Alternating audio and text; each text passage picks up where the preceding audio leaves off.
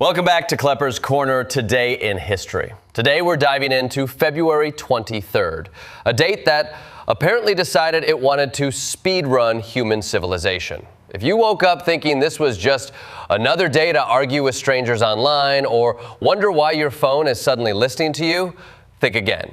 February 23rd is basically history's group chat where every empire, rebellion, scientist, artist, and occasionally a guy on a horse shows up and types, "No, actually, I'm the main character." Segment 1. Empires behaving badly, ancient and medieval upheavals. Let's start in the Roman Empire, where Diocletian decided the best way to deal with the growing Christian movement was not a thoughtful debate, but an 8-year persecution. You know you've lost the argument when your response is burn their books and destroy their buildings. And yet, like every time a government tries to ban something, demand skyrocketed.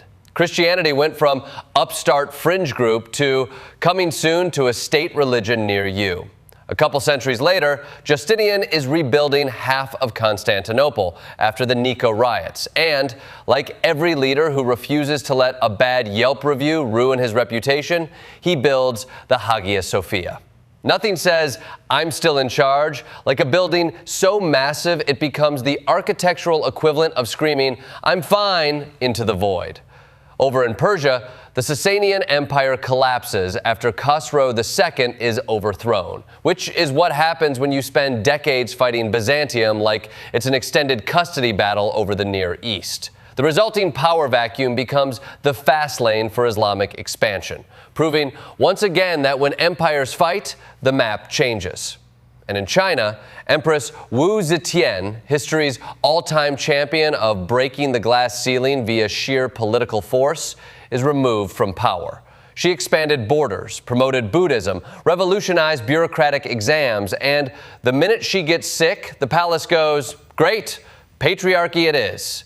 Yet her fingerprints remain all over China's golden age, which is more than most rulers can say. Segment 2. Gutenberg, aluminum, and plutonium. Humanity gets new toys. February 23rd is also the day humanity repeatedly invented a new way to change everything. First, Gutenberg's Bible. Before 1455, books were so rare you practically needed aristocratic blood or a monastery membership card just to read one.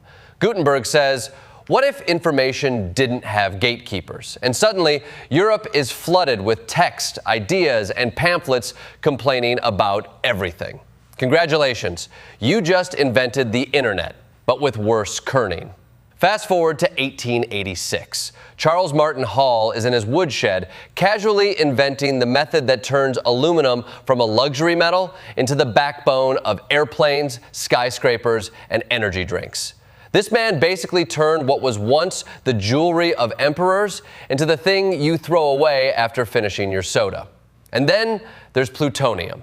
On February 23, 1941, Glenn Seaborg and crew discover an element powerful enough to reshape geopolitics, launch the atomic age, and terrify the world for the next 80 years. Humanity went from printing books to splitting atoms in under 500 years, which is an incredibly short distance between, "Oh cool, literacy," and, "Oh no, mutually assured destruction." Segment 3. Revolutions that don't ask for permission. Now, let's talk about the Berbice slave uprising of 1763. One of the most remarkable anti-colonial revolutions most people have never heard of. Enslaved Africans rise up, nearly overthrow Dutch colonial rule, and establish a functioning rebel government led by Carthage, a man so competent he sends diplomatic letters like he's running a 21st century State Department. It almost succeeds, until internal division fractures the movement and Dutch reinforcements arrive. Today, Carthage is Guyana's national hero, and the date of the uprising is literally the country's Republic Day. That's not just rebellion, that's legacy.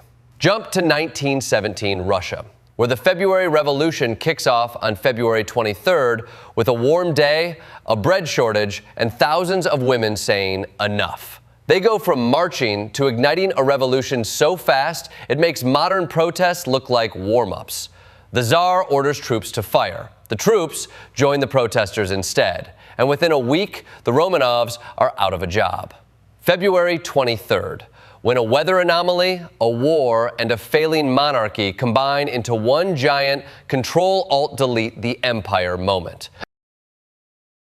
Segment 4, Battles, Flags, and Heroism Redefined.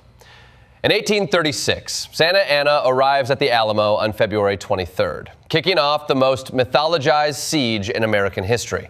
Cold weather, exhausted defenders, Tejano fighters overlooked in textbooks, and a letter titled Victory or Death that basically says, send help, seriously. The Alamo falls, but it stalls Santa Anna long enough for Sam Houston to reorganize his forces. Strategic delay achieved. Then, exactly 11 years later, Santa Anna loses again, this time at Buena Vista to Zachary Taylor. If history had achievements, Santa Anna would unlock defeated on same date in 2 separate wars.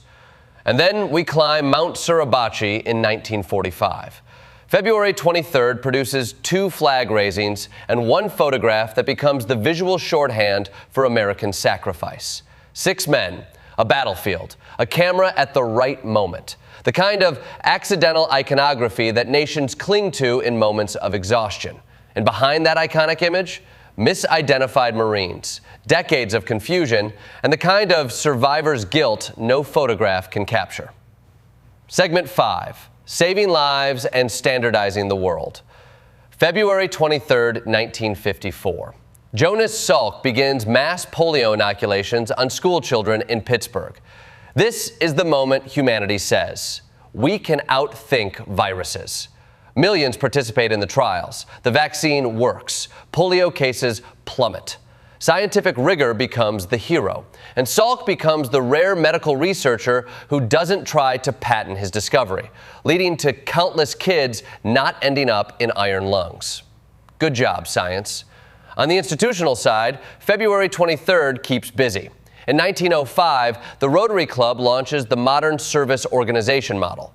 In 1927, the Radio Act creates the precursor to the FCC, because apparently AM radio was already chaotic enough to need federal intervention. And in 1947, the International Organization for Standardization begins operations, finally giving the world a referee for things like screw sizes, medical devices, and the way we agree what standard even means. February 23rd, making sure both your vaccines and your socket wrenches are reliable. Segment 6, W.E.B. Du Bois, Cultural Shifts, Tragedies, Triumphs, and Modern Ripples. On February 23, 1868, W.E.B. Du Bois is born. The man becomes a sociological titan, dismantles racist historiography, founds the NAACP, drafts human rights appeals to the UN, writes foundational texts, fights for Pan-Africanism, and becomes one of the few thinkers whose work still feels like it's arguing with you across time. If February 23rd produced only Du Bois, the day would already be overachieving. But it also gives us Handel, Naruhito, Michael Dell, and the death of Keats, Carl Friedrich Gauss, and Stan Laurel. It's a cultural potluck of mathematics, monarchy, poetry, and slapstick. Modern February 23rds bring everything from bin Laden's 1998 fatwa to the 2011 Libyan uprising casualties, to victories against ISIL, to the tragic murder of Ahmaud Arbery, to same-sex marriage milestones. And because February 23rd can't resist showing off, it also hosts Olympic speed skating dominance, NASCAR upsets, and Canadian hockey gold. This date contains revolutions, inventions, atrocities, breakthroughs, births, deaths, and a photograph that defined a war. It's basically the historical version of scrolling the news and going, how is all of this happening in one day? In conclusion, February 23rd isn't just a day on the calendar. It's a case study in how humanity swings wildly between catastrophe and brilliance. It's a date where empires fall, ideas spread, rebellions ignite, diseases retreat, scientists rewrite the periodic table, and individuals like Du Bois reshape how societies understand themselves. It's proof that history isn't a straight line. It's a chaotic, beautiful, tragic, innovative mess. And February 23rd is right there in the middle of it, waving its hand, saying, "Hey, look at me. I contain multitudes."